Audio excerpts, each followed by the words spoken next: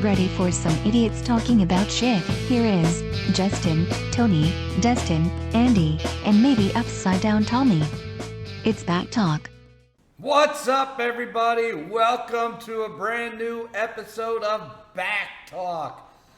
I'm Andy, as always. We've got two of us here this week, missing one of them. My understanding on Justin missing this week is he's dressed up like a cow, telling people to eat more chicken. That's just my understanding. When we see him again, we'll have to ask him about that. But I heard he's dressed up like a cow, asking people to eat more chicken. Dustin, is that what you heard? That's pretty much what I heard, but I think he's trying to take photos of that as well. We'll have to get some photos of it. Hopefully it's not like a stripping cow type of gig he's got going on. I'm really not sure what's going on. Or if he's trying to milk himself. He's dressed up like a cow. He's trying to sign his own tits. Oh, is that what He's practicing. Tony, did you hear anything different? Because none of us know what's going on. No, I haven't heard anything different. I just think, it's all I heard was a photo shoot at, Chick-fil-A, so who knows what's going to happen. I just hope he's not milking himself, that's all. That'd be odd. Hopefully it's not, if he's trying to milk himself, it's not with children. That'd be weird. Mm-hmm. So we'll have to ask him when he comes back, but welcome everybody. Thanks for joining us once again. As of recording, we just had Father's Day yesterday. I had a good day with the kids. Didn't do much. Sat at home, fired up the smoker, smoked a prime rib. Had a good dinner, sat outside, drank some beers, that kind of stuff. But let's get this party started as always. Tits up, everybody. This week we're gonna taste colors. We're drinking colors. Boy. Yeah, the whole reason we're drinking colors is there's been so much messed up shit. We'll get into it here in a minute. But the whole world of the stuff we talk about is going bananas, right? It's so we're drinking colors, tasting colors because I feel like I should be getting high. I don't do that stuff, so I might as well drink the colors. You know what I mean? But Father's Day yesterday. Dustin, what'd you do yesterday, buddy? And how's your week been? No, just spent time with my dad. We went on the golf course in 100-degree heat. That was kind of fun. Then just spent time with nieces and nephews and brothers and in-laws too. Just spent some time for Father's Day with our friends and family. And I don't have any kids, but I got a fur baby. So that makes you a dad. So yeah. I mean, it was a good day. I mean, hit the golf course, had some fun with that, tried out a new golf ball, and went pretty good. Sweet. Other than that, didn't do much. What'd you shoot? In 9 of 44. It's not bad. With a new golf ball, so I was actually happy with it. There you go. Tony in 9 would probably shoot a 63. And 9? Yeah, well, yeah. No, we're not that high. Well, that was the second round. The first round wasn't very good. We got a 9-hole course. We golfed 18, but that was in mid-50s. That one wasn't very fun good. Well, that's Tony. Tony's 55, 60, sometimes 90 on 9. No. I don't know. He's usually triple-digit 18-holer. Not yesterday. Oh, you golfed yesterday too. Did you play yesterday? So tell us about your round yesterday. Yeah, me and Marcus played. Luckily, it wasn't 100 degrees. It was only 80s here yesterday, so it was actually nice to play. So he took me out, paid for my round of golf, and got his ass whooped. And, that's what I got to do. He'll blame it on his clubs, and he needs a new driver. But yeah, he can't swing any club anyway. So I didn't get into the hundreds. Hey, at least I got the 97. So hey, it is an improvement. So he's saying he needs new clubs. What clubs does he hit with? Oh, he always says he needs new clubs. Everybody needs new clubs. I mean, what do you guys hit for clubs? I picture you guys being Callaway kind of people. I've got a full bag of Callaway Rogue from driver on through irons. And then Nice. I've got a Spider putter. Nice. That's what I need. I need a new putter, but I like my old trusty putter. I How love the about you? Spider.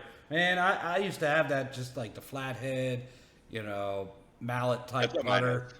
And I went to the Spider, and I love it. Love the Spider putter. So, yeah, so everything for a 3-wood driver, everything's Callaway Rogue. Nice. Yeah. How about you, Tony?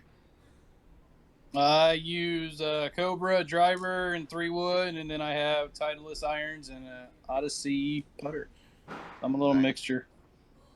Yeah, the only thing that I don't have that's Callaway other than the putter is my, a couple of my wedges. But I have one Cleveland wedge, and I think the other one's a Nike. So, I mean, I honestly, the only reason I'm even into Callaways now is when I needed a new set of clubs. Nike was out of golf. I used to play Nike clubs, love Nike clubs. Still hold on to the old slingshots. I've still got them. Sometimes I feel as though I should play them, but they're a little bit on the less forgiving side. But I used to really smoke those clubs. Yeah, I actually still golf Nike. I bought it was a new set to me, but a used set from Second Swing. But the Nike Vapors, I started hitting them great. And then I bought a used driver, Nike driver, the Vapor driver, this Fly, I think one. But the guy at Second Swing's like, well, you picked a good one. I'm like, why? He goes, $300 shaft on this club. So I'm like, sweet.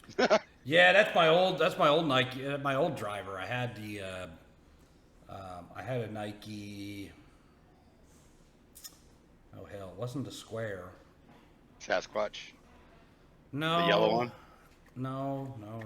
It was pretty much before that too, but it's got a Fukuyama or something like that shaft on it. It was pretty badass. Yeah, this one's like Kaiyashi. I can't pronounce it. It's Japan, but I actually looked it up because I was like, no way, this shaft's $300. I bought the club for $200, but yeah, brand new. The shaft's $300, and I can hit the ball pretty good with it. But There you go.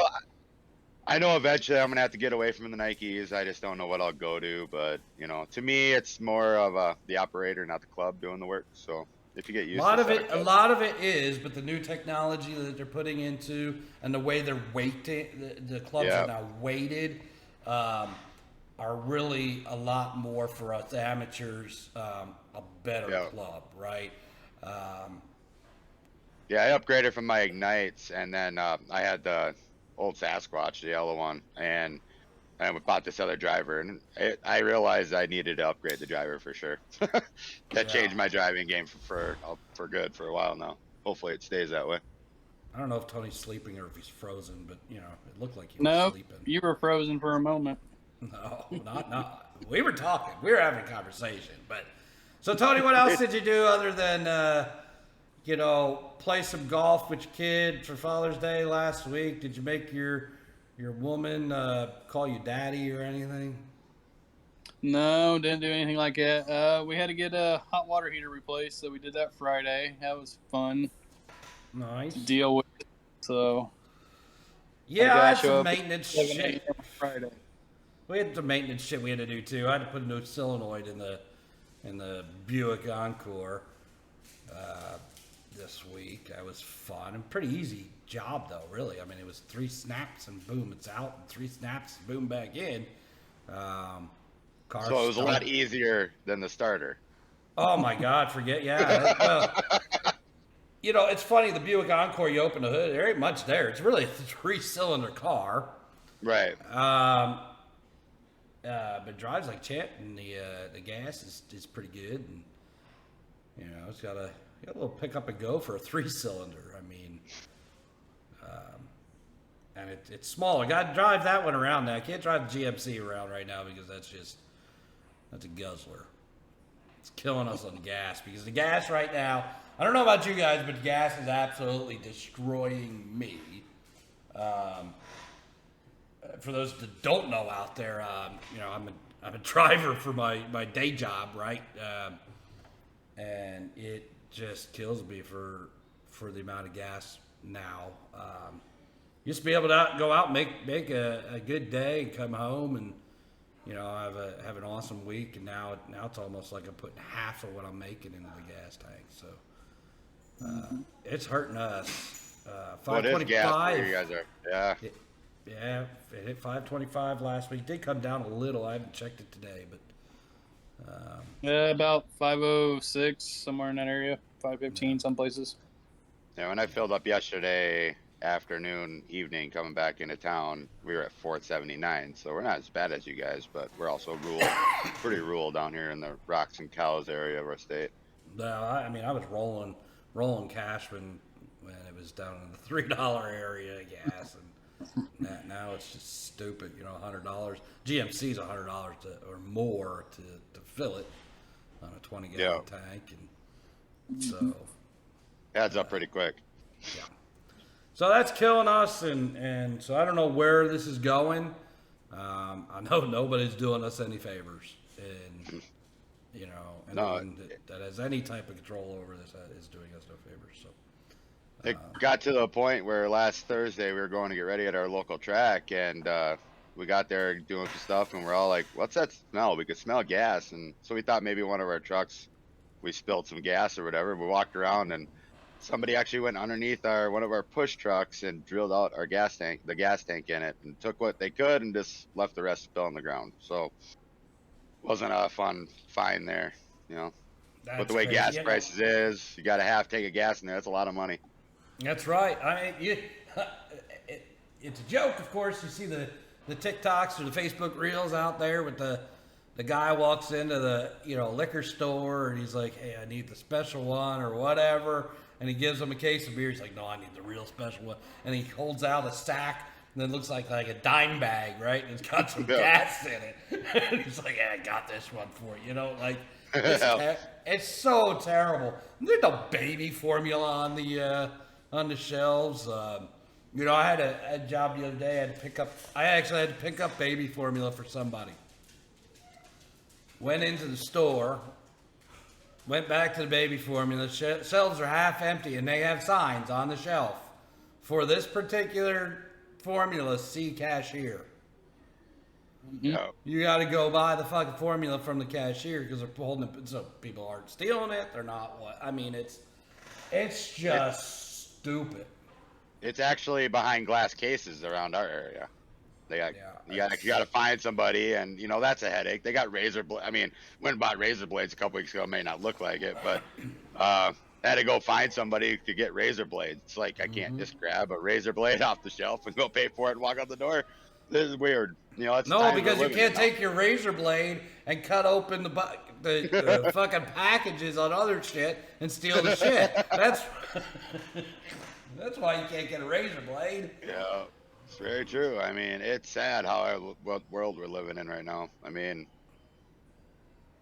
it's down to the point where the place I work at, where they're talking about going to 4 10-hour days, and we're all excited about it, but because they're trying to help us out, save gas, because most of us drive a half an hour or 45 minutes every day.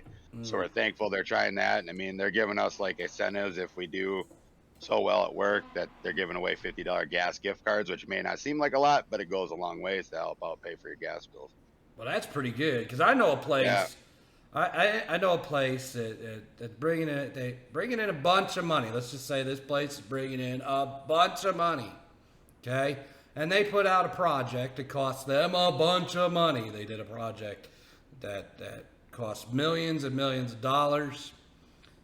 So their board decided to cap all employees at a 3% raise this year with 9% inflation.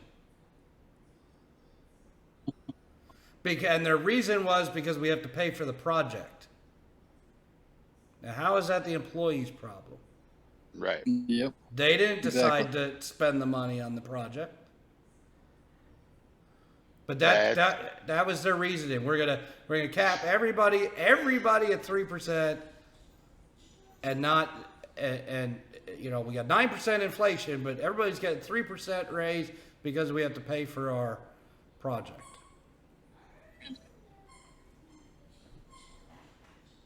I can't understand that one.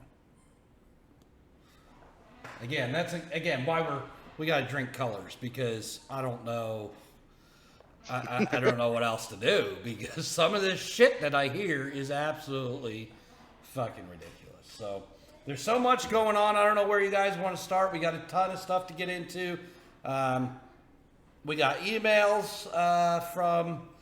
I think we should start with some emails. What do you think? Let's do it. Let's do some emails. That's a good starting point. Let's do that. Because we had a couple fly in this week, and of course we got a couple from our President Cockhair. President Cockhair. Go Again. figure. He said two. Two emails from President Cockhair, and We need to limit him to one. I know. Let's see. The first one that he writes, and this message of the email is, and now for a message from President Cockhair.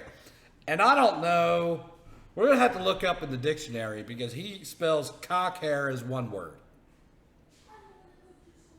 I don't believe cockhair is one word.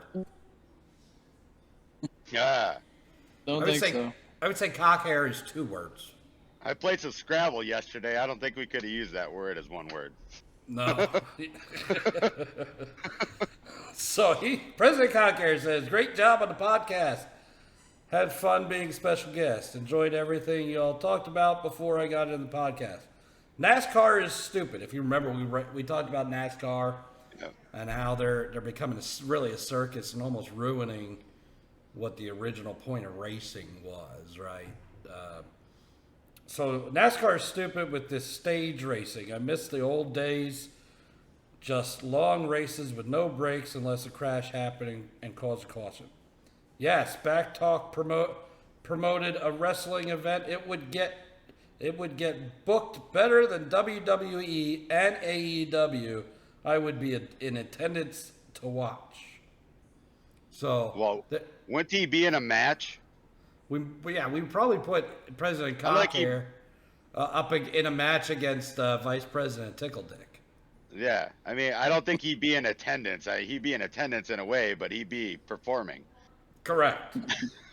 Correct. Or in a handicap match against the four of us.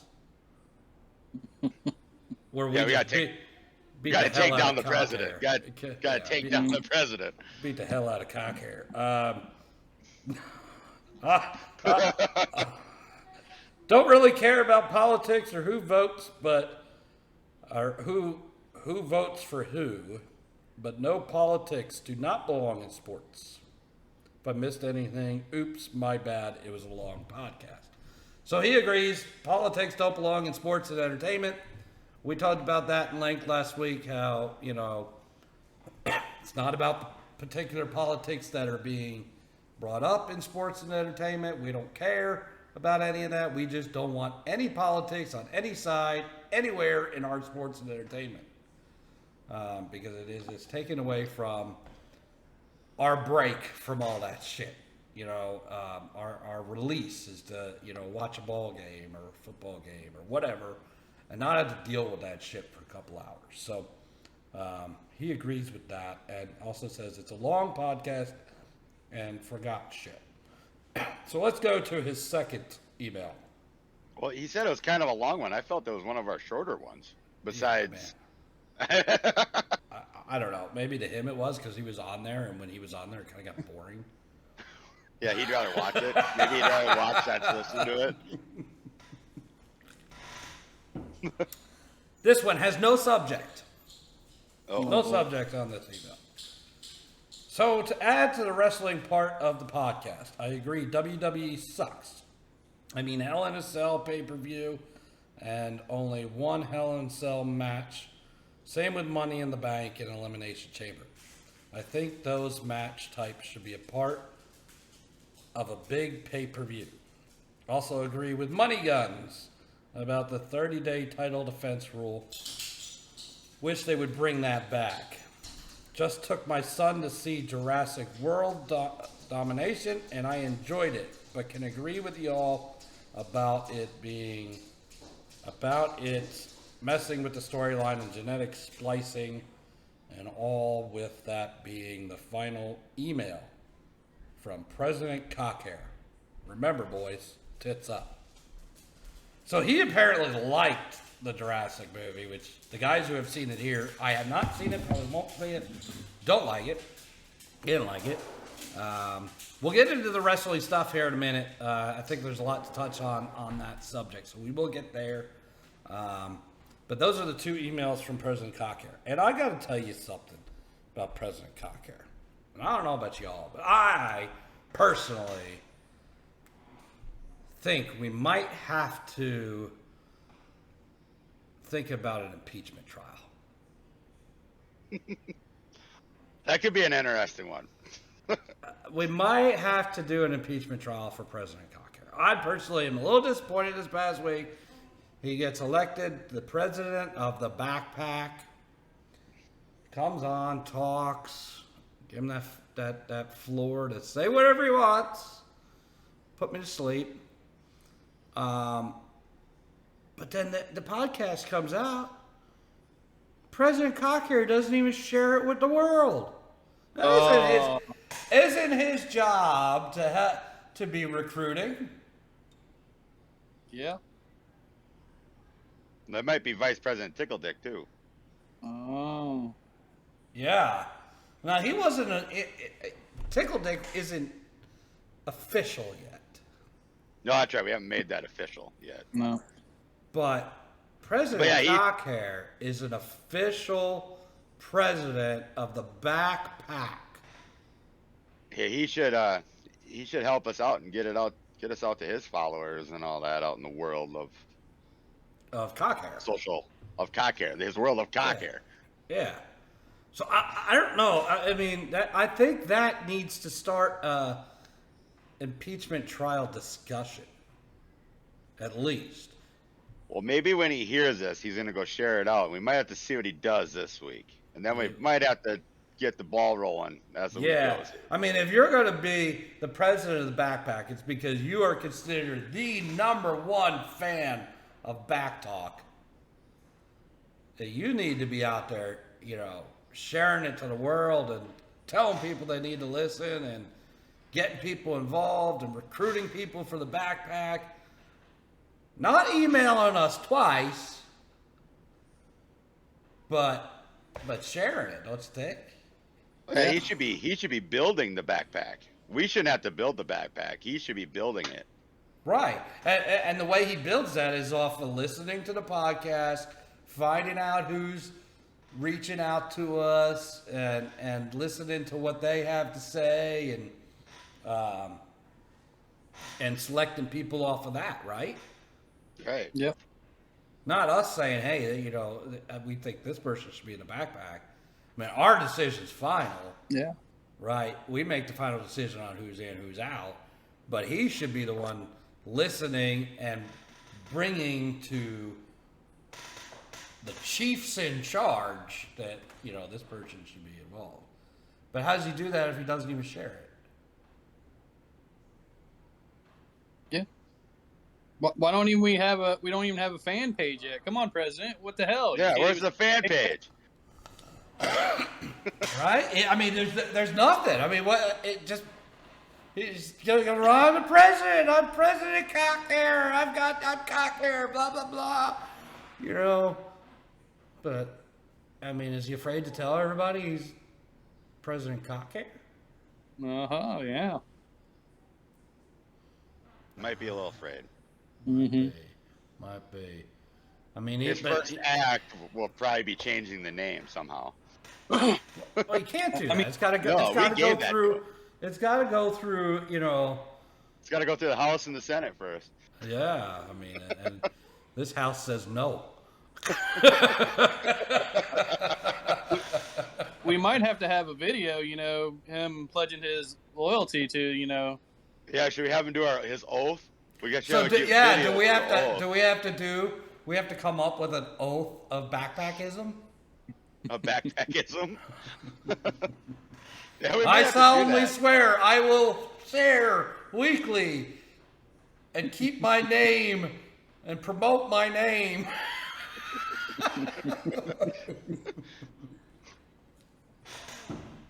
I mean, even if he's not promoting his name, he needs to promote the show. Yeah, he needs to promote the show, get us out there more. So, highly disappointed. And then, yes, I do believe Tickle Dick did not do the same. So, Man. see, here's the thing. I mean, every time it's shared, every time the podcast is shared on social media, I get a notification. So I know everybody who shares, even people I've never heard of before, says this person shared it. All right. Yeah. I think I finally figured it out.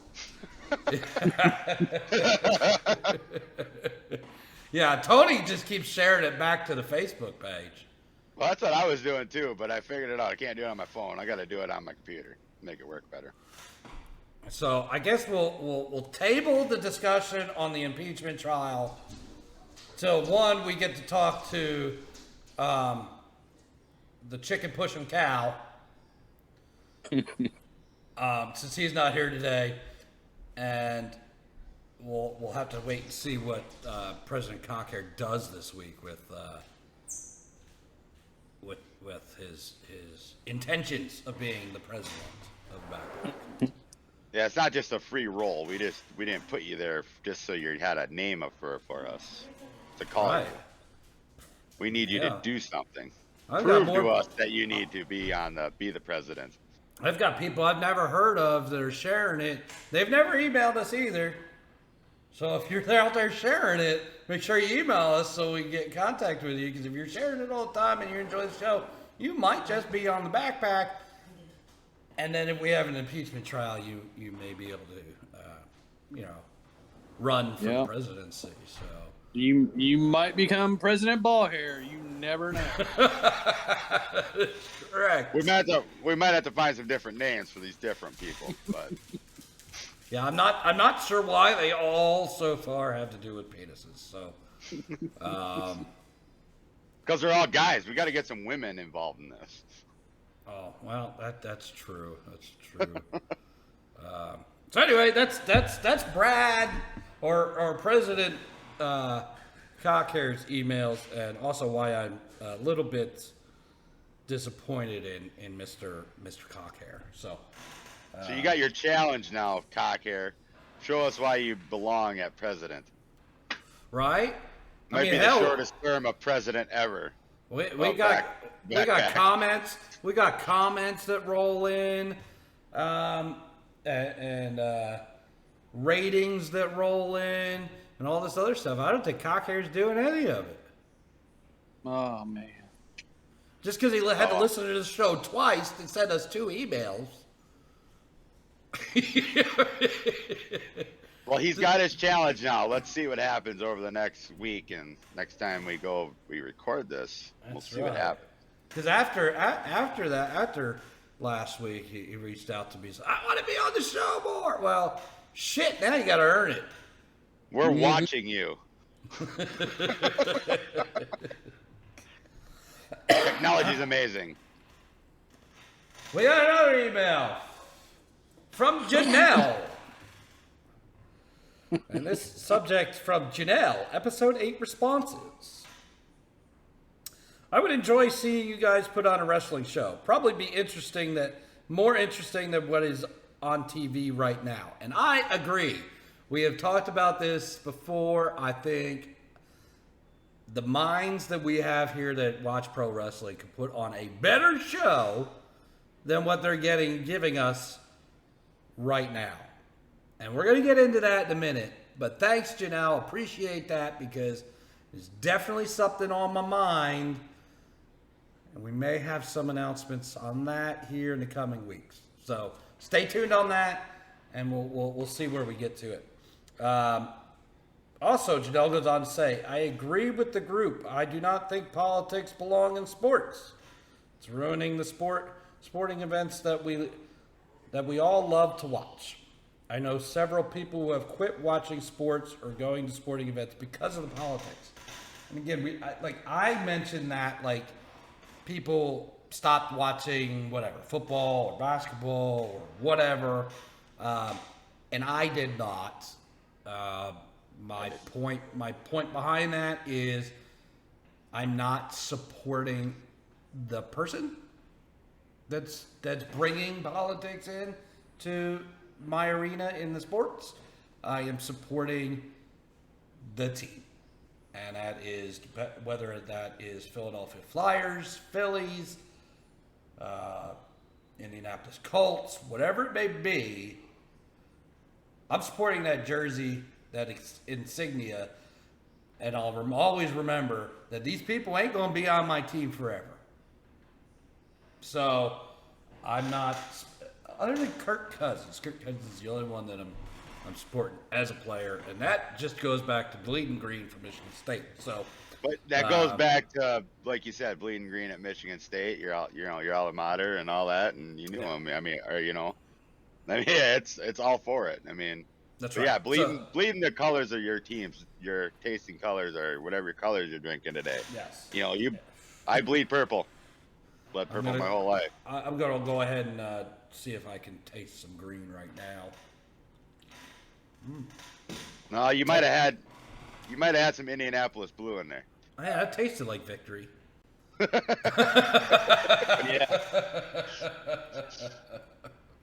But you said it right, though. We're there to support our teams and the colors that they show. I mean, like, I got jerseys that don't have names on them. It's just a number, just because I support that team. I stopped buying jerseys with names on them. I used to be a jersey fanatic, me too. Hanging in. I used to be and this goes back to Kirk Cousins again, but I used to be a diehard. I guess they're called the Commanders now. I can't say the other name, right? But I used to be a diehard Redskin fan, and because I say Redskins, because one, I was a season ticket holder of the team called the Redskins, and the jerseys I have say Redskins on them. But I've got a Trotter jersey, I've got a McNabb jersey, and all these guys came and went, and so I stopped buying them. I do have a Cousins purple jersey, though. You have a purple Cousins jersey. No, I won't be cutting it in half and making it a half Colts jersey, because that is my Cousins jersey. You could print your own. You could print your own. Now, if I could cut it in half and make it half a Michigan State jersey, it'd be cool. But anyway. Yeah, that's a whole nother topic for conversations. But we all bleed those colors, and that we cheer for. Right, and so I'm not letting those people that are bringing politics into my sporting arenas ruin my experience and what I enjoy.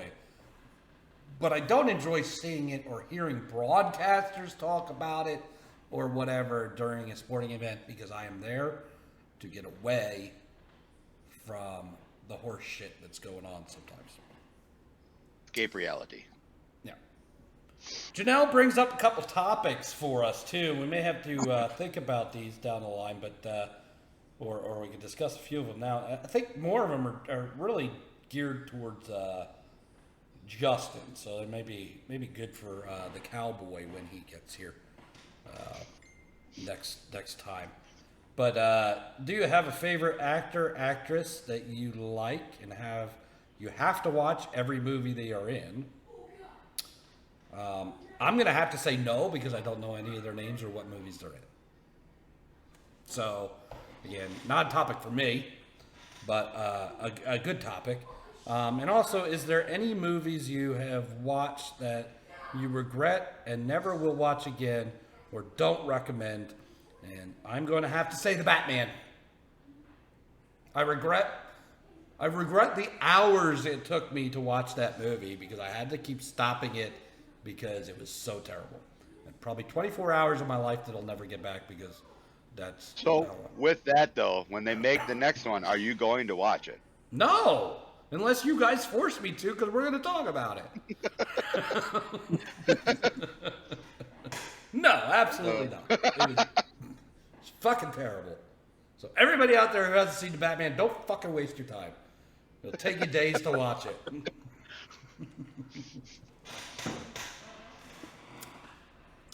So thank you, Janelle, for your email. Appreciate that.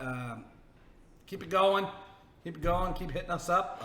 Let us know what you like, what you dislike, and love the topics. I think the one topic is a great topic when Mr. Moo is on next podcast. Mr. Moo. That's a perfect name for him. Mr. Moo. So the last email is very, very interesting, and it's our last email we'll go over this week. Oh boy. The subject line. Are you timing the email? No. Got some messages coming through. Oh, okay. Yeah.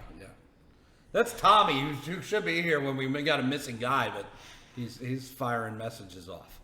I should send him a message. Where are you, asshole? So, subject to this email. I hear you'd like a stripper. Oh boy. Oh boy. Hello. You can call me Scarlett. Big fan of the show. Big fan of all of you. I've heard your talk about strippers, OnlyFans, etc. Well, I'm a stripper. I prefer the term exotic dancer because I'm classy. But I digress. I'd love to put on a show for the four of you. I'd even perform as a gift, which is pretty nice of me. My services aren't cheap. So if we can work something out, I'd be game. I even have the perfect song.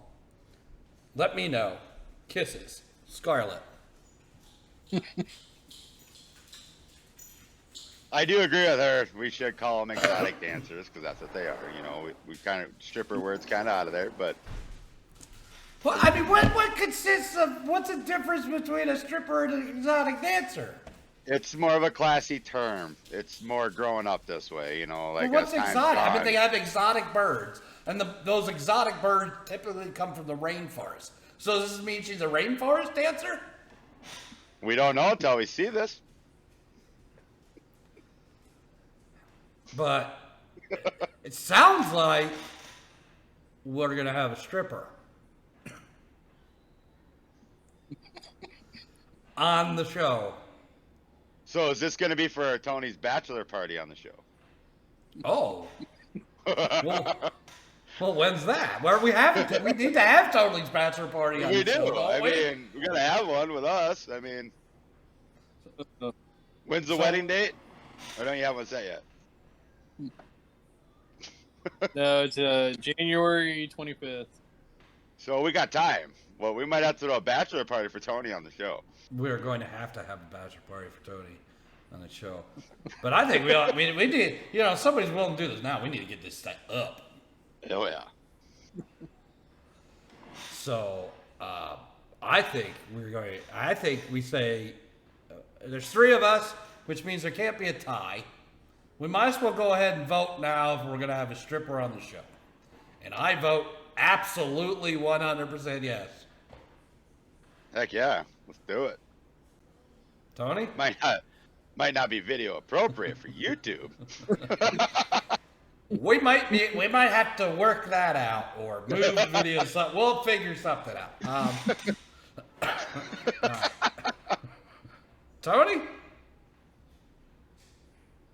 I mean, yeah, I guess so. Yeah, if she's wanting to lend us her services, you know, as a gift, I guess, since, you know, she says she's very high dollar. So, I mean, yeah, I guess so. We've talked about it. Somebody stepped up to the challenge. So, yeah, I guess so. Well, that's three votes, even if Justin says, because he says no to signing tits. So even if Mr. Moo says no, he's outvoted. So I think in the coming weeks we're going to have us an exotic rainforest dancer. Exotic performer. So speaking of that, so have you guys been to a strip club? Oh, yeah. Yeah, I've had some weird experiences, but yes. Oh, okay. So we need to hear about these weird. I think we've all had experiences. experience. Well, I mean, experience, or weird I experiences. almost got kicked out in my first 15 minutes of being there. So, and I really Well, didn't you're do not. anything.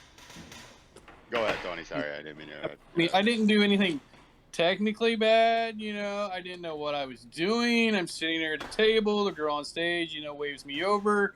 I start walking up the stairs towards her, and the bouncer comes running at me. And I just stop and turn around and going, okay, I'm sorry. She told me to go. He's like, not on stage. I'm like, got you. Okay. First timer. That's it. Sorry. So his first time at the strip club, he thought he was going to get on stage and have some fun. She waved me up there. I didn't know what I was supposed to do. You're probably one of those that's been in a shower show too. No. I had a Polaroid though. If you got your picture taken, they took a Polaroid and they signed it. Wow. So Dustin's raising his hand that he's been in a shower show. I haven't been in one, but I've watched one. It was actually at a strip club up in Minneapolis. So you've not taken part in one? No, I'm not taking part. Watched two girls in a shower together on stage. It was pretty interesting. So there's this place, and if Mr. Moo was here, he could probably talk more about it. I've not been there or seen this, but I had a friend of mine who used to go and do it, and he used to go on his birthday all the time.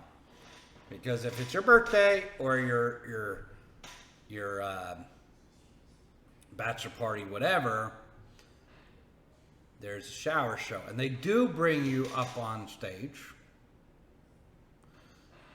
He got his ass beat up on stage once, but they do have a shower show where you get to be the soap hands. Nice. So there's that. But Tony, you got other? You have any other weird experience? You said you had multiple weird experiences. So. Well, the buddy I used to go with, he stayed with us for a little bit. He was more of like a regular down there, I guess. So there'd be some nights I wake up in the middle of the night, a couple of troopers sitting in the living room. So, yeah. Wow. I mean. No private shows at home or anything like that. So, nothing like that. They just went to your house and kept their clothes on. Yeah, they went to your house. They went to your house. Offended when you ask them that shit. I mean, so have you ever been in a situation where like friend of yours or whatever or your buddy that you're talking about or whoever had women over and they got naked in front of you? Yeah, but she wasn't a stripper. She just got naked in front of him. And she was very intoxicated. And they woke me up because, it was like midnight. And I had to be at work at 5 a.m. They come in here and wake me up. And I'm like, dude, I don't care whatever you brought home. She has 3 holes. And I'm like, oh, my God. I get up. Were you supposed There's 3 of us, and she has 3 holes. I'm like, fuck. Were you supposed to fill one of them? I don't know what was going on. But she was very intoxicated because then she wanted to go home. And she's sitting out in the driveway trying to leave. And I'm trying to talk to her, because I'm sober, not to drive off. And she's like, I'm fine. She's like, I'm going to sit here and have a cigarette and I'm fine. I said, no, you're fucking not. She's like, why? I said, because you're lighting your fucking chapstick. I think we've all been there. I'm fine to drive. I'm fine. What about you, Dustin? Any other weird stories with strippers or naked girls at your house? Not my house, no. No? What about? No, I have never put up the pole. Oh. But no, we took a buddy for his bachelor party to a strip club and around us, and they beat the crap out of him. He was bruised and everything. The one girl climbed the pole all the way up to the top and let go and fell right on his junk. Right on his manhood. He was a sore unit for a long time. I wonder if he got bent carrot. Yeah, I don't know. Never asked him. Never asked his wife either. That'd be really fucked up though if he didn't have bent carrot and that happened right before the wedding and then wedding night she found bent carrot. I told him, all we said is, hopefully you didn't have a chubby in there, because that would have been really bad. And he goes, oh, it's hurting. I'm like, oh, boy. That's what I'm But saying. no, That's- it was a weird experience for that because I mean, like I said, they beat the crap out of him. They were whipping him with whips and doing a lot of things to him. I mean, he enjoyed it. He had fun with it, but he goes, "I'll never do that again, and I'll never put a friend through that." I'm like, we didn't know this was gonna happen. We just had to have fun with him. Beat I'm the glad hell Scarlett's out going of to be virtual and not in person. So, Yeah. him. Why? So she doesn't beat the hell out of you? well, yeah. We actually, I mean, one of my fun experiences at one was there was a girl that actually stripped with fire. She had fire poles and stuff. She was my cool. fire girl. That's cool. She didn't like light her nipples on fire or nothing like that. No, she had poles and stuff, and Or like have the fire tassels going on. she said there's more to the show. It's just she was like a guest here at the strip club we were at, and So so I made sure I got a special dance from her. I went to the champagne room and had some fun, but nice. So I've Very got a nice story. girl, It doesn't involve a strip club or a stripper, but it involves a naked chick at my house. Back in the day when I played hockey, I was the captain of the team. We won the championship, and in my house we always had a party after the season end or championship. Well, we won the championship, so this one got a little out of hand. One of the guys on the team brought over a girl he was trying to get with. Okay, if you ain't got with her yet, he's trying to get with her. We're sitting there, we're playing cards, drinking games, I guess, or whatever. Next thing she knows, she goes, "Can I get naked?" Far from me to say no. I'd be questioning your sexuality if you said no. I mean, So I'm like, sure. So she just gets naked and sits there on the sofa, completely naked.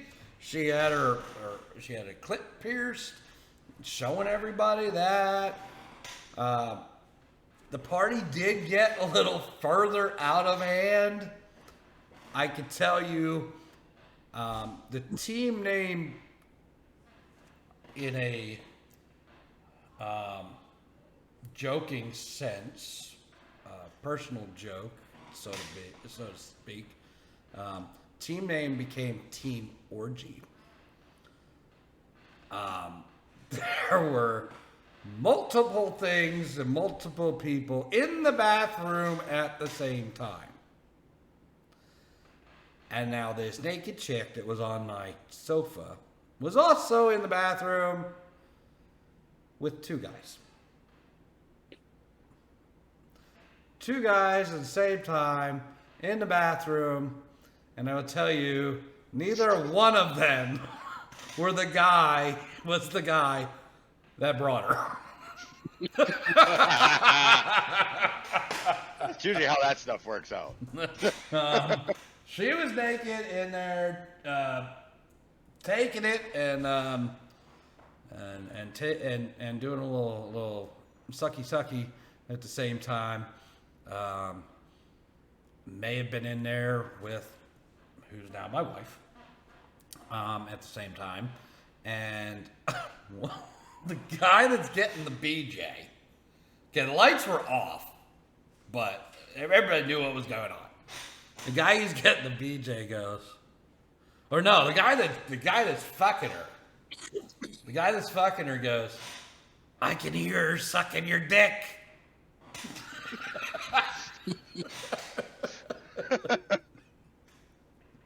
Gosh.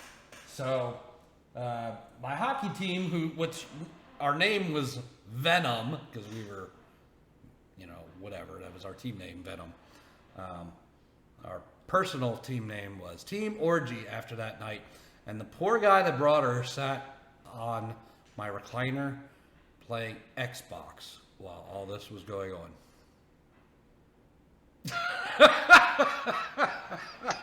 Was he playing Grand Theft Auto? No, I think he was playing like NHL by himself, and it was just. So that was Yes, so that night happened, and then she ended up staying at the house. A lot of people stayed at the house, but she stayed in a bed with one of the guys she was in the bathroom with, and in the morning, that guy who's my teammate busts into my bedroom. Me and my wife are in there, just sleeping or whatever. He busts in our room, jumps on our bed, and goes, "Please, can you go out there and tell her to put some clothes on?"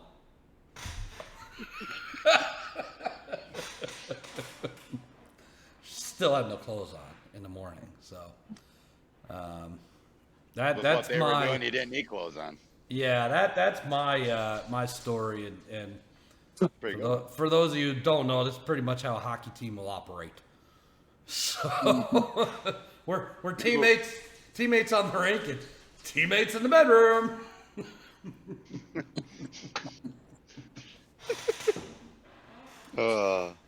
So that not a Good stripper story. story, but yeah, not a stripper story, but a story nonetheless, and one that does not ever get forgotten, because anytime I talk to any of the guys or when we see each other or whatever, we always talk about team orgies. So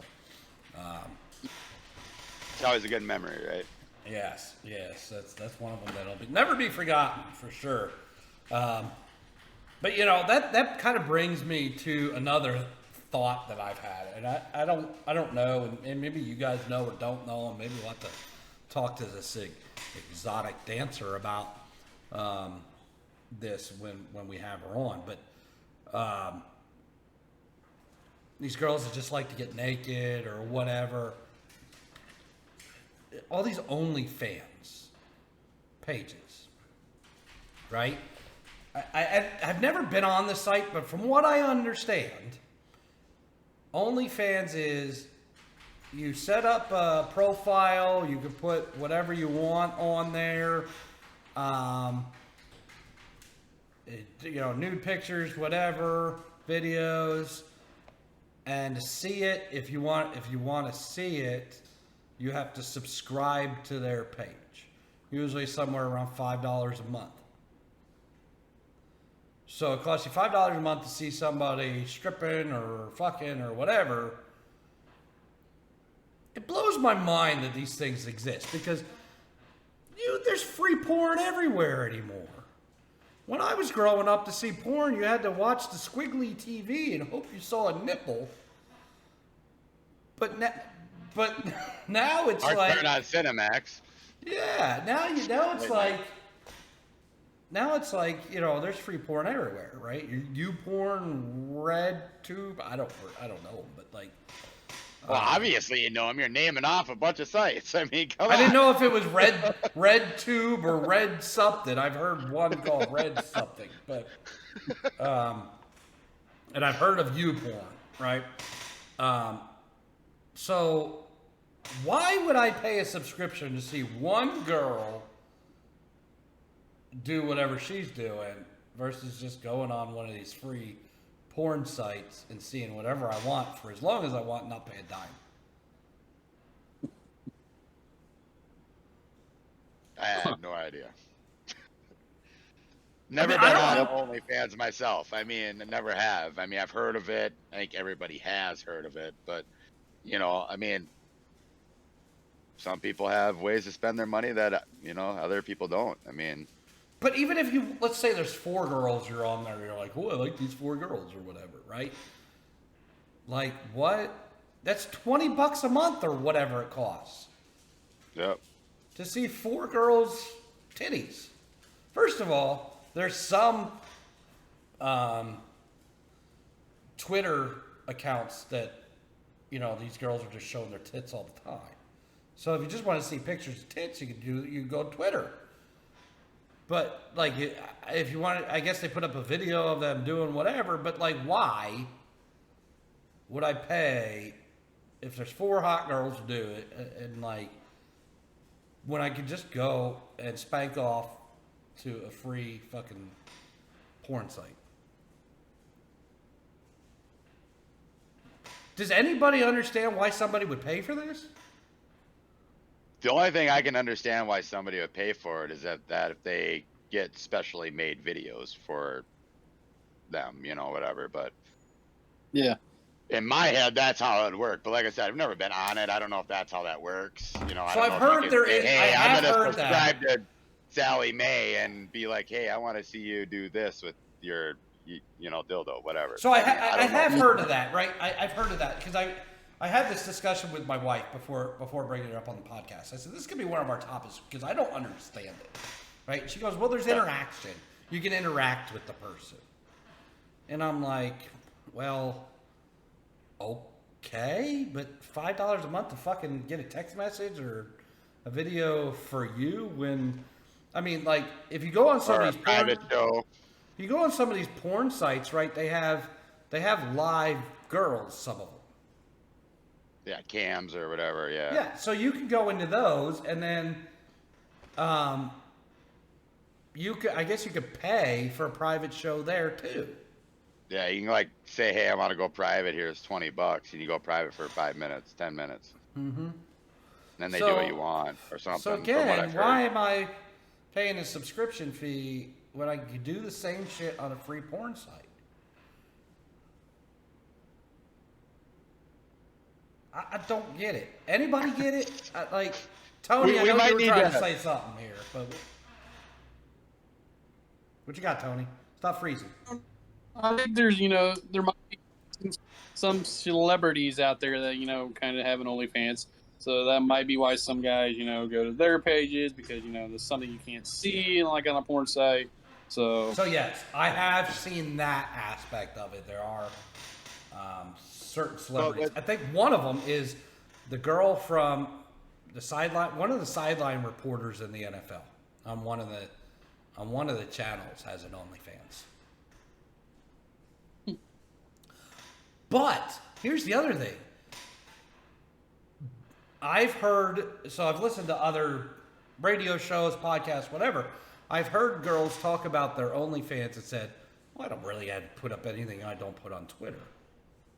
So I pay my subscription fee because I can't see anything until I pay my subscription fee. And I see nothing different. Mm-hmm. Yeah. We might need to get somebody to email us about if they know about this and educate us on this. Yeah, if you know about OnlyFans or if you've subscribed to an OnlyFans or if you have an OnlyFans. Hit us up. I am talking to somebody we know who likes to be upside down and might have a girlfriend that maybe had one at one point. So let us know. What? Maybe Scarlett has an OnlyFans since she is an exotic dancer. So maybe she can educate us. Okay. I mean, like I said, it'd be good education on it and, to understand it more. I mean, like I said, I've heard of it, never been on the site, just like you, Andy. But, there's got to be more to that subscription than just that. Yeah, because I don't get it, why somebody would pay a subscription when they get the same shit for free. Maybe just not the same girl. Whatever. It just doesn't make it to me. It doesn't make sense. It's a waste of money. But I guess maybe there's fetish people out there or whatever. If you have an OnlyFans or you subscribe to an OnlyFans, email us. Where, Dustin? At backtalkus@gmail.com. That's BACC Talk US@gmail.com. Right. Let us know if you have an OnlyFans page. Email, get with us. I'd like to actually bring somebody on as a guest to the podcast that has an OnlyFans and educate us and educate everybody who listens to this podcast about the OnlyFans and why we should be a subscriber. So if you have an OnlyFans, get with us, hit us up, let's chat. Let's see. Tell us why, or if you want to come on and explain it, let us know that too at BACC Talk US@gmail.com. Just kind of let us know because I'm confused personally. Let's get into some other shit. We've been talking over the weeks about wrestling and kind of started off, you know, Jim Cornette hates wrestling. But then the landscape of the professional wrestling world has week by week, it has been changing and getting worse. And now, as of this past week, there is so much news out there that is hurting the professional wrestling business. And I'll go over a couple of them right now. We got Jeff Hardy. Jeff Hardy was again pulled over. I believe this is his third DUI. Fourth DUI. Was pulled over. There is a video out there. TMZ has it of him being pulled over by the cops. Another DUI for him. He just moved over to AEW, working with his brother. Was supposed to be working tag team title matches, I believe. It is now under suspension by AEW. We talked about Sasha Banks and Naomi walking out of WWE as the women's tag team champions. They didn't like the creative way that things were going for them or the women's tag division. They turned in their belts, walked out on Monday Night Raw. As of this podcast right now, I believe Sasha Banks has been released by the WWE. CM Punk, your AEW champion, is injured.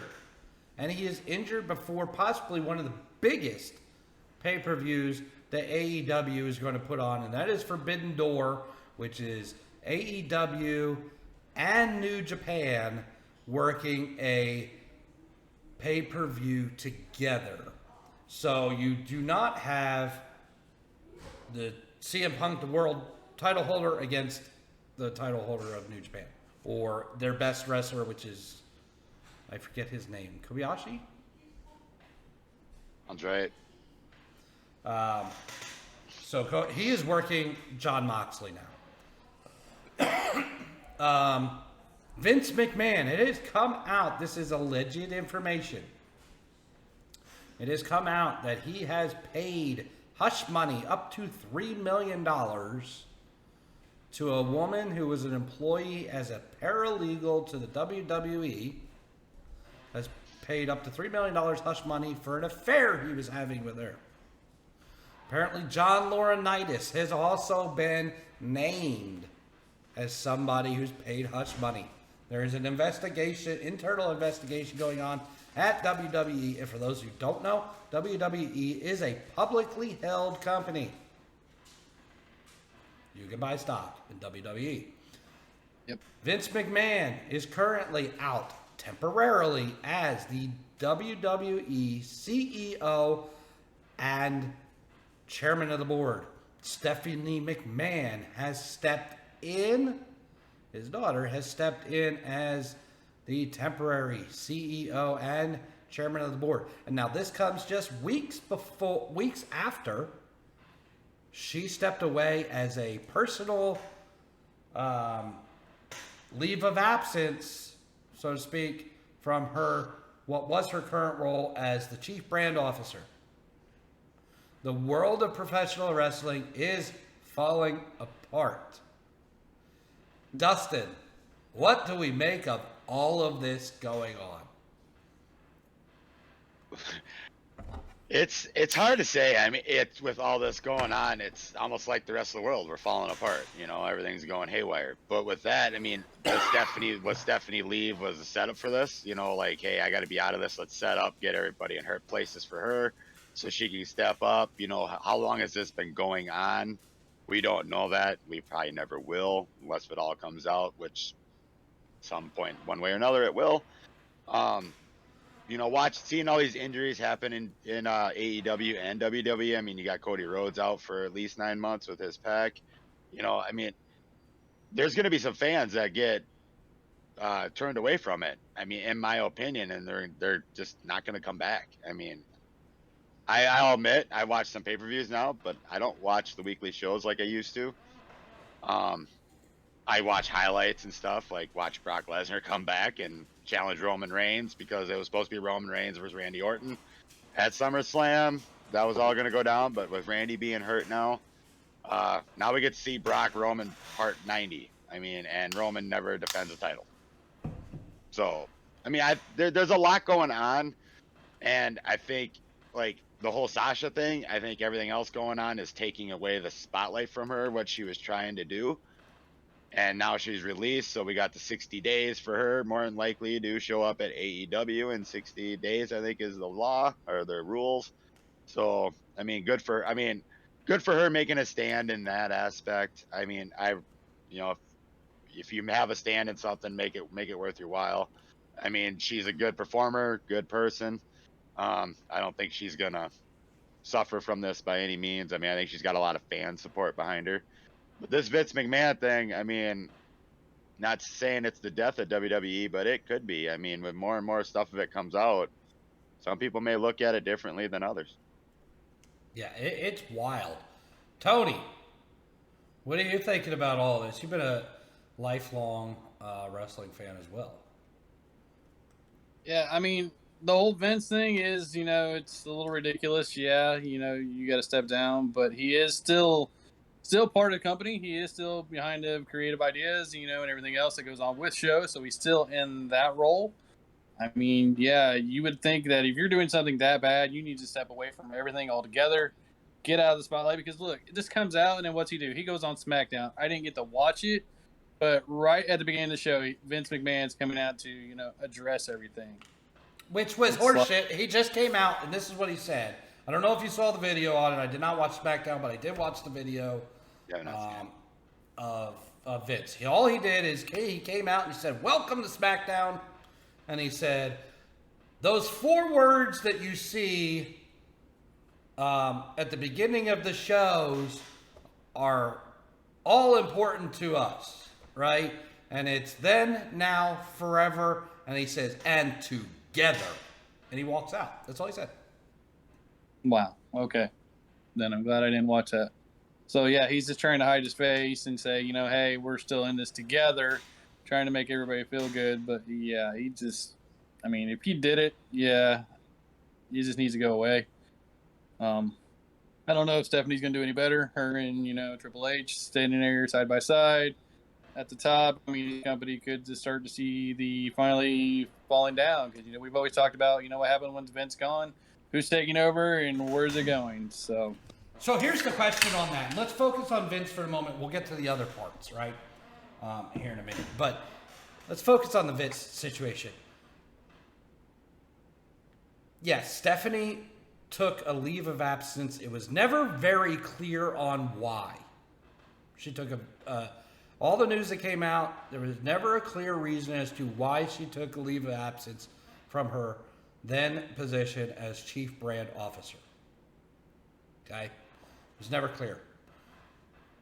They have basically taken NXT and changed it completely and washed out all of Paul/Triple H's work at NXT.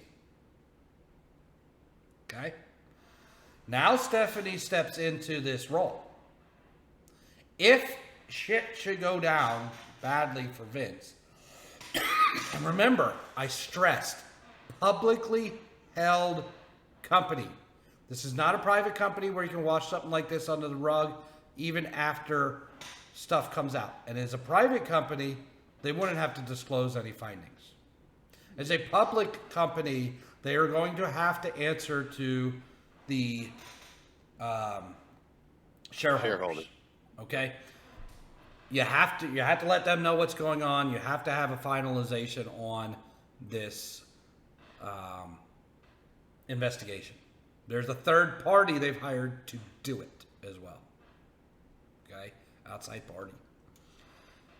So has the McMahon family and WWE known about this and gotten way ahead of it by moving Triple H first and then moving Stephanie, and now you're going to slide both of them in? You're going to have Stephanie as your CEO slash chief brand officer, and you're going to slide Triple H into the head of creative, because if everybody remembers the black and gold NXT, it was by far the best product WWE had put out in a long time. Yep. And that was all Triple H is doing. So does Triple H fall into that head of creative? And has WWE gotten ahead of themselves on this issue, knowing what was going to come down? I think they have. I mean, like, you guys, Tony brought up, like when Vince is gone, and I honestly, in my honest opinion, I feel like if Vince is out of WWE, I think the product gets better, because to me, Vince is stuck in the old ways. I mean, we'll never get back to those glory days in the 90s when we had the Monday Night Wars, all this stuff going on. I mean, Vince and Stone Cold, I mean, they made Raw for how long? I mean, it's like, when's Vince getting stunned tonight? But, is Triple H going to be able to do that, with his health, and all that, and make enemies? No, but I think the product's going to get that much better. I love everything that Vince did in WWE. I mean, I think we've all enjoyed the shows that were put on, in the 90s. I mean, even now, I mean, they're there. It's just, it's so stale to us. We need a refresher.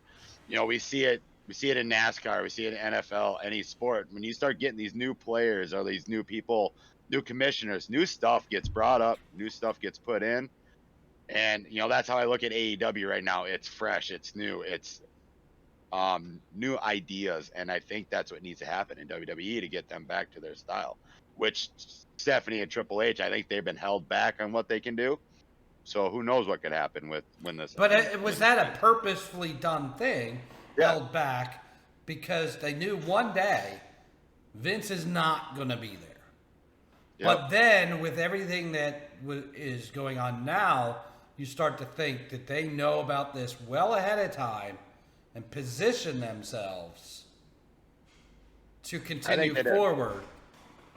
Tony, what do you think? Yeah, I think it was well known, and that's why they started making all these moves. People magically just, I'm stepping away, like Triple H retiring. Yes, he's been injured, but I'm going to step away, and then Stephanie stepping away from her position, and then this comes out, and everybody's going up the ladder. And I mean, another question: where's Linda been this whole time? I'm not even sure if they're married anymore, to be honest with you. To be honest with you, I'm not even sure if they're still married. I've heard conflicting stories on that. I know she was doing the political thing for a while. I don't know if she still is doing the political thing. So I don't know. I don't believe she even sits on the board anymore. She may. I don't really know. Yeah, I don't know either. But it's very interesting, and I do think they got ahead of it. But here's the bigger question, okay? You have AEW, sure, right? And Tony Khan, and you have, Impact Wrestling. You've got NWA, and you can get these things through different sources. Then you have some indies. You got Tony Khan now as Ring of Honor. But let's face the facts here. Vince McMahon is the face of professional wrestling. Yeah. So what does this do to the professional wrestling industry and people's views? I mean, you got a lot of haters out there to begin with, but what does this do to the professional wrestling industry that this is going on with him? I mean, in my eyes with it, I mean, it's more of I don't think it'll hurt the wrestling industry as what some people might think, just because, he's the face of WWE, and, he's kind of, it's how everybody knows Vince is WWE, but he's also, professional wrestling is what it is today on a global spectrum because of Vince. But I don't think that's what's gonna bother. I don't think it's gonna hurt everybody's opinions on wrestling as a organization. might look at him as a different person, like, hey, why did you do this? And that's why it might be harder for Stephanie to maybe gain the trust of them people more, in the future. Like, okay, your dad was like this. What do you like?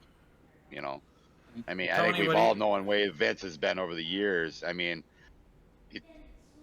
we've all loved him and all that, but he's showing different signs of different things over the years. I mean, in my opinion, from what I remember watching as a kid, I'd look at it differently now if I watched it now. Tony, what do you think?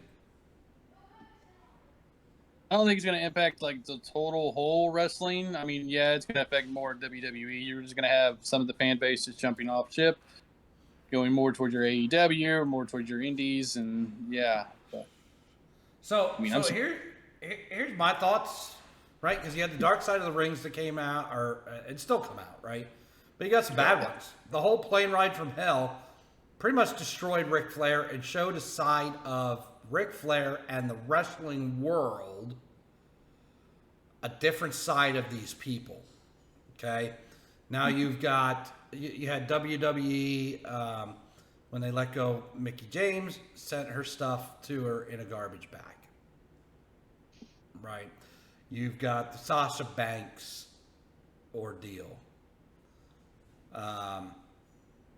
MJF in AEW. If this is not a work and he's walking out, all this bad stuff, and then you have the guy that everybody looks at and says, you've created this world, this form of entertainment, is now the one under investigation for, some bad doings. And we don't know if this hush money that was paid was his personal money, or did he use, company funds? Because now we've got a different thing. And then you have his head of talent relations, John Laurinaitis, also named in this stuff. So when I see all this, and I know that the plane ride from hell, Dark Side of the Ring, when that came out, that turned a lot of people off to professional wrestling, especially the haters. The haters are going to get more steam, right? And now they've got the man. They got some more ammunition to throw. mm-hmm. So it's just a bad ordeal. I think it's going to be a black eye on the industry for a while. You might see other things start to flourish as people start to walk away from this. Because people are going to say, WWE, you're trying to be a family-friendly entertainment. You're a publicly held company. You have gone family-friendly to the PG era instead and away from, the Attitude Era. You're almost back to the 80s with the characters. I mean, it's getting bad, to be honest with you. But they're supposed to be family-friendly. Now, you come out with something like this, you're paying hush money to somebody for having an affair with them. I mean, it's got to hurt their product at least. And I think that flows over to the other products that are big, and people start looking to the indie shows and the smaller unknown wrestlers and your local territory wrestlers and stuff like that to enjoy this form of entertainment. Tony, what are you thinking? Yeah, I think that's true. It's just like you said, family show, and this comes out, and yeah, I mean, you have a lot of people that are gonna watch it even with their kids, and yes, something like this, they're gonna be like, yep, I'm gonna not, support this organization anymore and go find something else. Wrestling's a sport. People are gonna watch wrestling no matter where it is. It doesn't have to be the top shows like WWE, AEW. You just love the indies. I mean, you'll see a lot of indies that people will go, and that house will be packed. I mean, it might be a small arena, a little firehouse gym or whatever, but that place is usually packed with people supporting at least the sport, and to be entertained. Exactly, right? And in this cancel culture that we're in, like, there's going to be the loud minority coming out against WWE and Vince, right? Yep. So, Dustin, what do you think is going to ultimately, end up, or how is WWE going to ultimately be affected here? I stepped outside for a minute. It's a little windy, so I'll answer that when I get back in. Okay, he is on hiatus, kind of like our cowboy, Mr. Moo, is on hiatus today. But yeah, So Tony, let's talk about Hardy. go ahead. What? Let's talk about Hardy for a second. I want to talk about that. Okay. I've seen stuff with talk about, Hardy, it was a DUI, he was on medication because he said even in the video that, hey, he was going to go see his doctor about his neck and his head in a couple days. What do you all think about, because it's Jeff Hardy. So when he goes out there, you want to see him jumping off top, going through tables and everything. But all the years of this is what's leading up to all this stuff that's going on. So if he does come back, should they lean away from him doing all the dangerous stuff and just wrestle, or what? Here's the thing with Jeff Hardy and Matt Hardy and Edge, Christian, the guys that did that stuff and made their kind of name doing that kind of thing. They've made their name, right? They get the pop regardless of what they're doing. All they have to do is their music has to hit and they walk out the curtain. They're going to get the pop. Yep. They do not have to continue this kind of entertainment. Nope.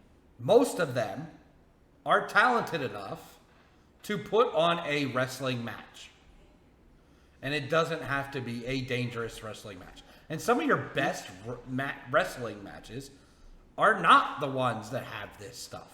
Look at the stuff CM Punk does. Look at the stuff Bryan Danielson does. Okay? None of it is this, extreme, going through tables, jumping off ladders. I mean, CM Punk is probably the best ring general at this point in time. And can put on a match without all the clown act. Sure, it's fun to see. And sure, we're like, oh, people are fucking up themselves doing it. We all like to see a car crash, right? People watch NASCAR because they want to see cars wrecking. Right. But you can also be entertained without that.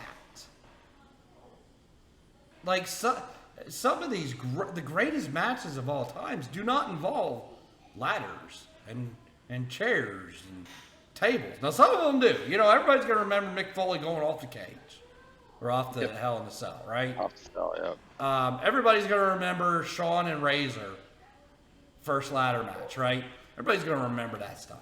But if you look at the first ladder match between Shawn and Razor, still a wrestling match. Right. Right? Yes, they used the ladder. Yes, they used it in certain spots. But it wasn't all about that. We didn't have to have 20 high spots in a match, right? And that's what they're all doing now. They're all doing just high spots. It's all a high spot match, right? And I hate to say it when Jim Cornette bitches about it, but it's true when you got a guy who just took the fucking Cody Cutter, off a fucking ladder and gets up in 10 seconds. Yep. You're not selling, right? No. So when we have all of this all the time, don't you get burnt out by it? So why does Jeff Hardy have to continue to do that? In my eyes with the Jeff Hardy thing, I mean, that's what he made his name for, and that's what people expect from him. And as he gets older, which he's older now, when he goes away from it, I feel people aren't going to look at him the same way. I mean, in my eyes, that's how I look at it. You made a name for yourself being these extreme guys. I mean, remember him doing the Swanton off of the Titantron. Those are the memories you have of Jeff Hardy. So when maybe it's a Jeff Hardy thing where he doesn't want to do that either. And he doesn't want to tarnish his name from what he used to, but he doesn't want to leave the sport yet. And there's so many talented guys that could put on a match without that. I don't know if Jeff Hardy is one of them. He is one of them. He could put on a match like crazy without having all that high flying stuff. He's an awesome performer. I mean, he could still do turnbuckle jumps and stuff of that sort, but does he have to go through tables? Does he have to fly from 50 feet above the ring? Does he have do a spear off the ladder on Edge like he did in that match. Yeah. I mean, yeah. Um, Does he have to? No, I don't think he does. But in his mind, you know, a lot of people feel that's the way Jeff Hardy was and is.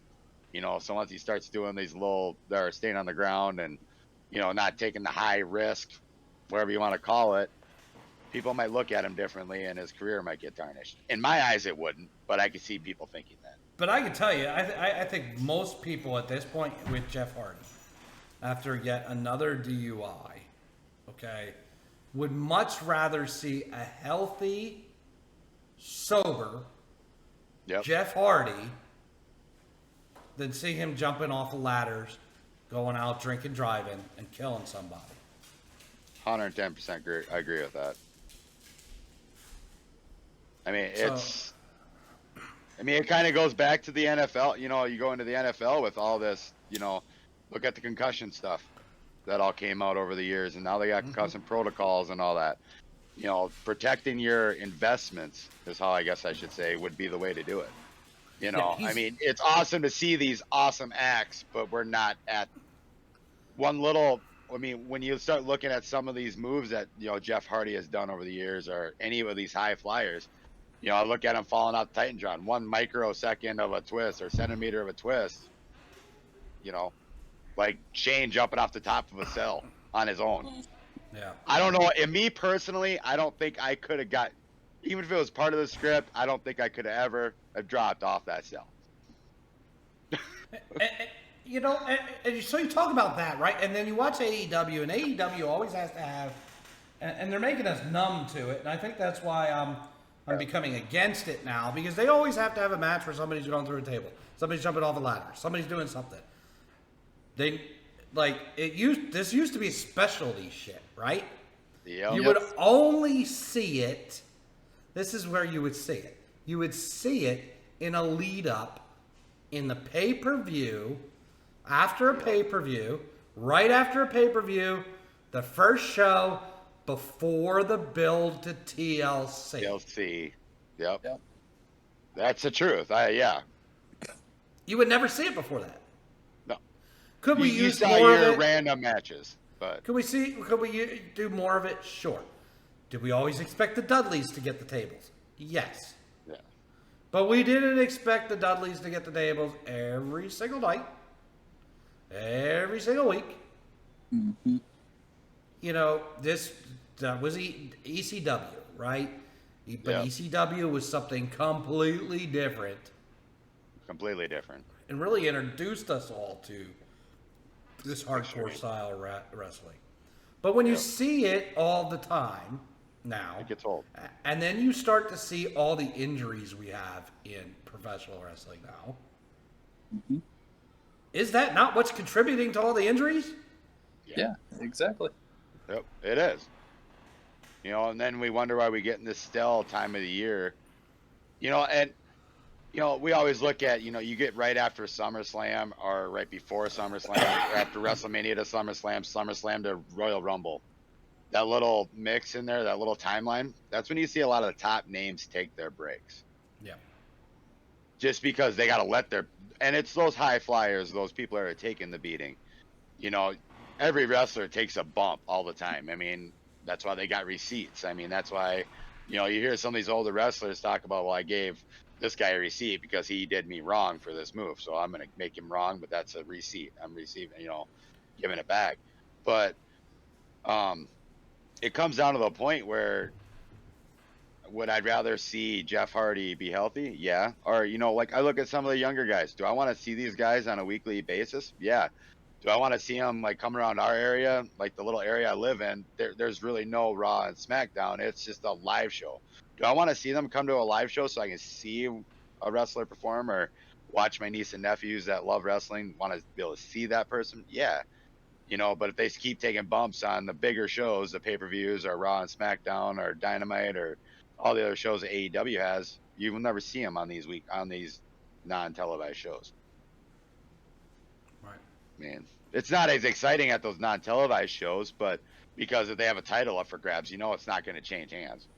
I mean, they have, but very rarely, you know. But injuries can happen, and then they got to rewrite it. I mean, you look at in the ring, refs got earpieces because it might get rewrit. Like, hey, this guy's hurt. We got to do this. And they get told, you know, I think back in the day before like high def came out and bigger televisions came out for your house, I think a lot of people were on the fence, was wrestling fake or real. But now you see it on your big screens at home, you can surely tell it's fake. And now they talk to each other.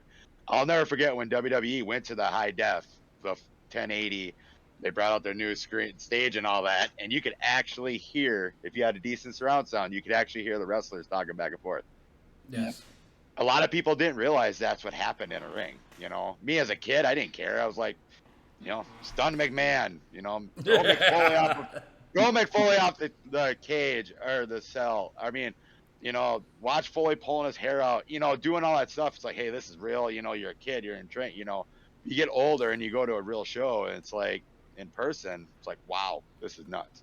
So with all the high spots that they're doing now, let me ask this question. Tony, I'm going to ask you first. Who do you believe is the best performer ever in the WWE? Best performer? Oh, man. Tough one. While you're thinking, I'll ask Dustin. All right. I mean, going back in the day, in my eyes, performer-wise, like person-wise, performer-wise, I'd have to say Hulk Hogan, just because performer, he was always there. Yeah, he put on a show. He was always out there. When he went bad, it was fun. I wish they would do that with more people. But he always made the crowd feel good. He performed for the crowd. He wasn't there for himself, per se, back then. He performed for the crowd and put on a good show. Okay. Tony, you come up with somebody yet? All right, yeah. So if we're talking like performer, let's say all around performer, I would probably have to say Taker, because I mean, just right. From the beginning when he comes out, just everything back in the day when he would lead up to it, all his his promos, everything, he's just always entertained. I mean, he doesn't do high flying, he doesn't do a lot of stuff. So yeah.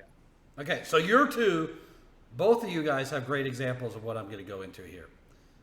My top performer is going to be Shawn Michaels. Yep. Okay? No, that's great. Agree with that too. I mean, now, I'm going to ask this question. Shawn had the ladder match with Razor, yes. But when did any of these three guys put on anything other than a wrestling match that was safe for everybody and not, having to have these high spot table things and, they sold moves. They acted it out well. They drew up their matches. This is what I'm talking about. Everything now is just a high spot match. Instead of telling a story through the match, and that's why I keep saying is we can put on a show, and I guarantee you that from the opening of the show to the close of the show, without any backstory whatsoever, no backstory, nobody knows nothing, I can tell a story from the opening of the show to the close of the show without having high spot wrestling.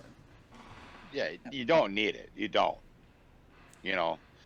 But times we live in now, I mean, you brought up NASCAR. Everybody goes to a race to see a wreck.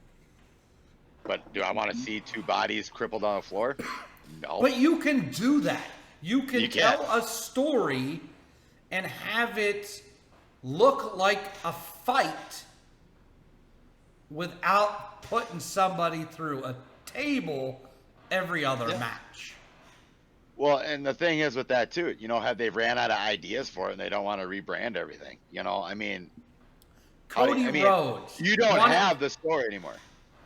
Cody Rhodes wanted to take, he wanted people to cheer him and praise him for going through a flaming table on free TV. On free TV. Not on a freaking pay-per-view. On free TV. And I'm sorry, that match was, first of all, horrible. And Cody's a performer. Okay? That match was horrible. You could see the fire gel on his back. It looked like he had a bad sunburn and his skin was peeling. Mm-hmm. Yeah. Right? Like, why do they need to go through a flaming table just so he could tell people, love me because I went through a flaming table? Because he thinks that's what people want to see. Yeah. There's no way around it. I mean, you got, to me, the people that want to see that are the ones that show up here or there when they hear it announced that, hey, they're going to have a table match. They're going to watch that. And you got your diehard fans, say us three here. We just want to see good matches. We want to go back in the day when they told the story through the match or through a rivalry. Like when you ended a pay-per-view that next night on Raw or Monday Night Nitro, it started the next storyline, or that story continued if it didn't end at that pay-per-view. That's because pay-per-views were generally the end of the a story. Feud, right? Yep. It was the end of a feud. Or a beginning, or the middle of it, you know. It could, yes, They had you their could repeat battle. it, but you usually have. And when you get to something like you have to put somebody through a table, or a last man standing match, or a Texas death match, or a cage match, or a Hell in a Cell, it's because you cannot end this feud any other way Yep. than to do this. It's the truth. I mean, that's how they ended their storylines. And then, you know, I remember watching when I was a kid. We watch on pay-per-views and all that, and it'd be like, oh, this storyline end. Where are these two going next? Right. You know, back then we didn't have social media and all that, but we had, you know, your mind would work. You know, it'd be like you go on WWE.com and try to figure out what's the teasers for tonight, where if they wanted to give out anything, you know, they had their top 5 or sneak peeks or whatever.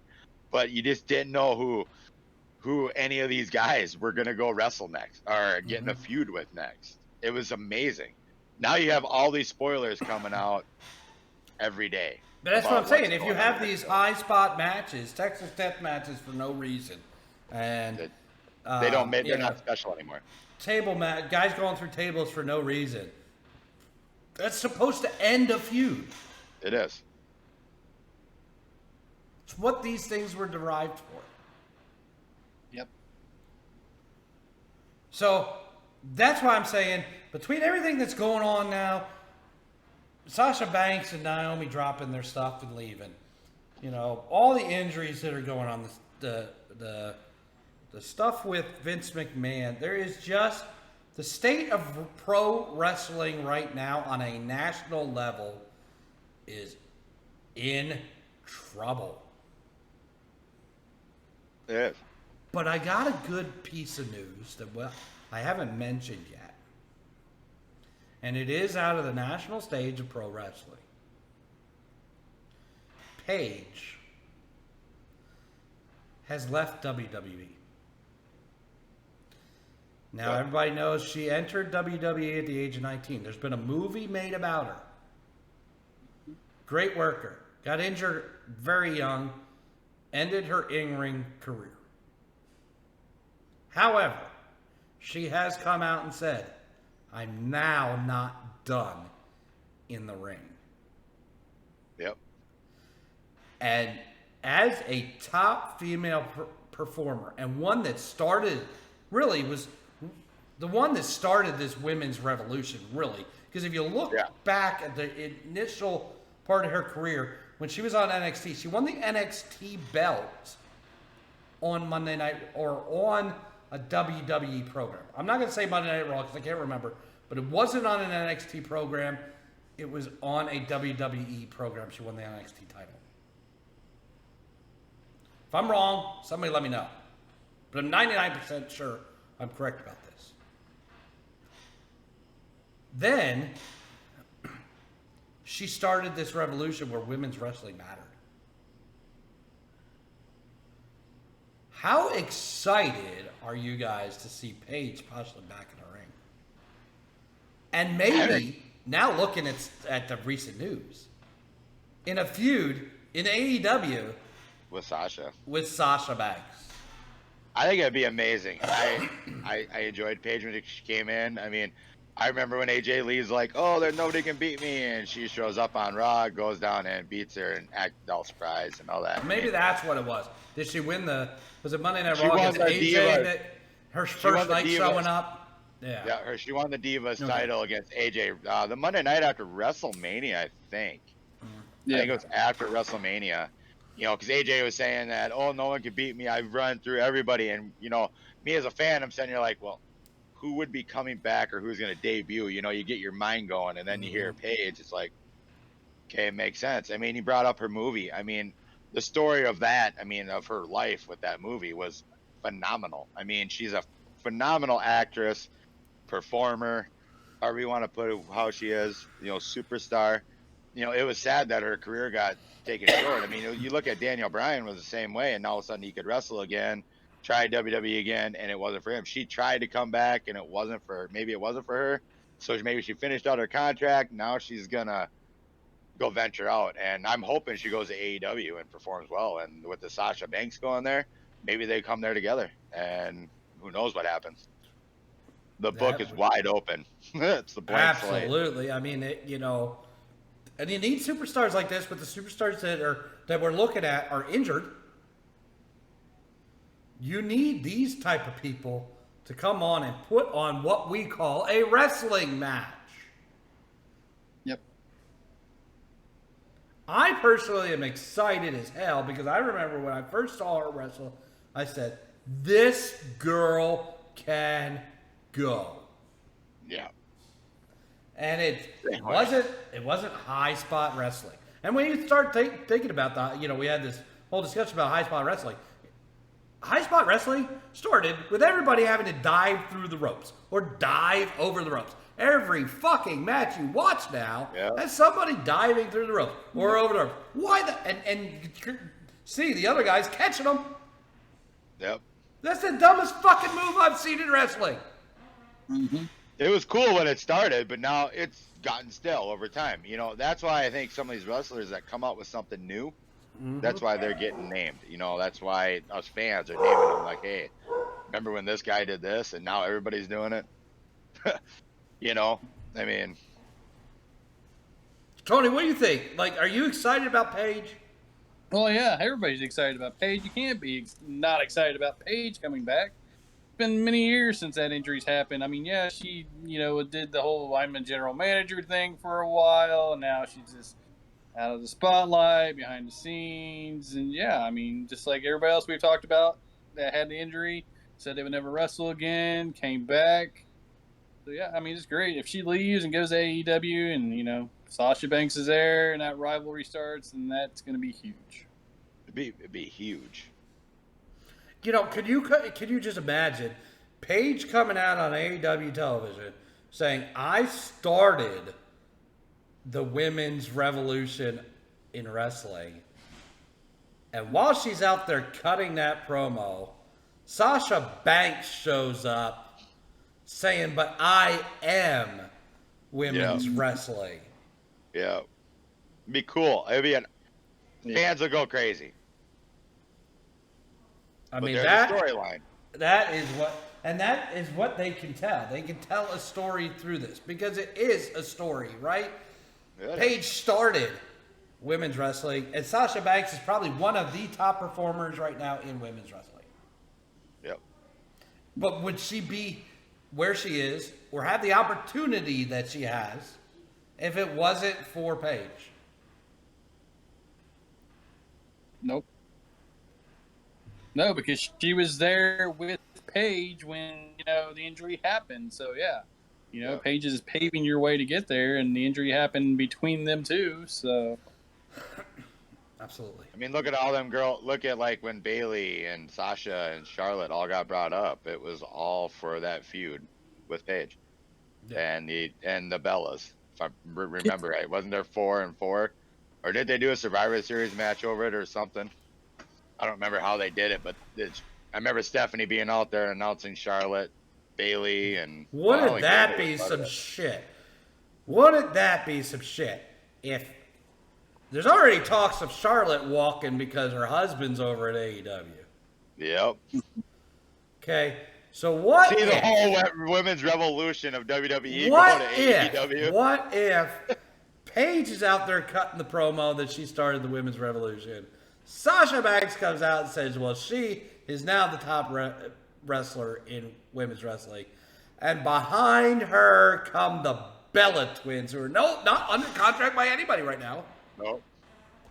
Yep. But Yeah, they're Charlotte getting in there. themselves out in front of everybody again. They were the grand marshals at the last NASCAR race. So here we go. You got Bryan Danielson, the husband of he's with Brie? Brie. Yep. Brie mode. So what if that would be some shit? And then you've got the existing ones. Tony Storm then comes out, who is also WWE. Yep.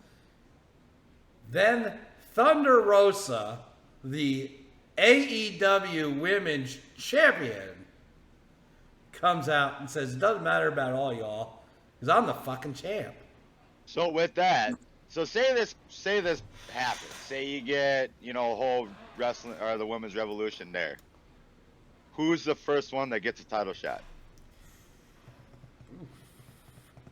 If you could choose and just make a storyline out of it, who would get the first title shot? I think what you would have to do is have it would have to be a four-way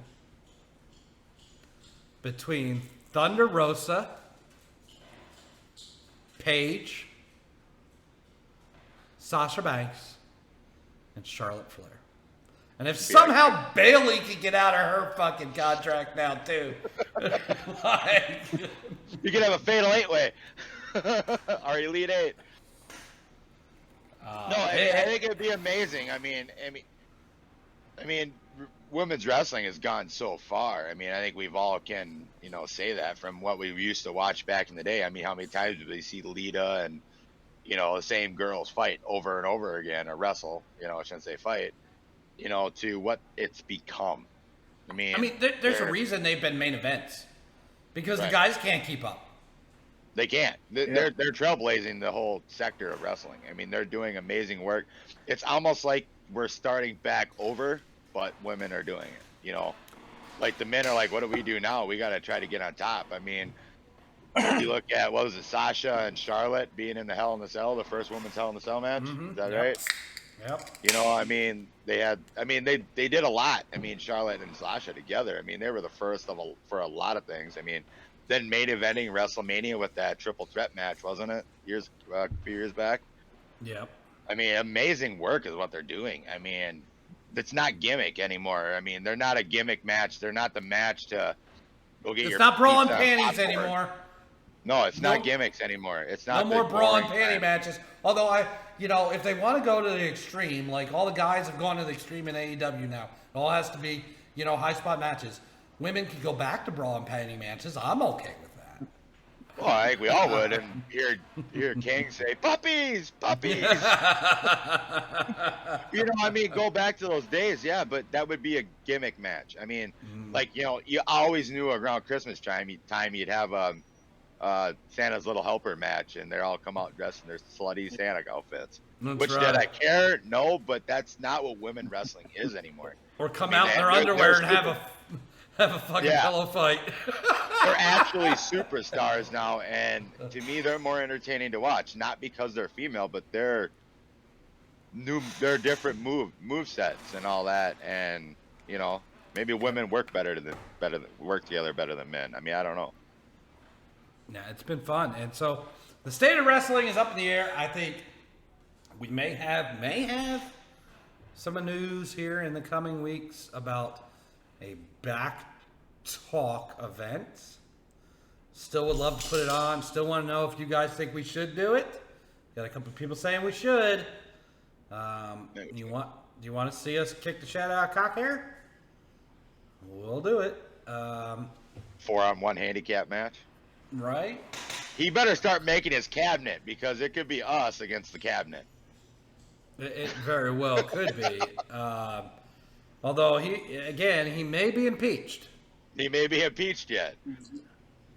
Um, We'll see what he does this week after hearing what we're saying. So we definitely If want this to hear happens- from. Go ahead.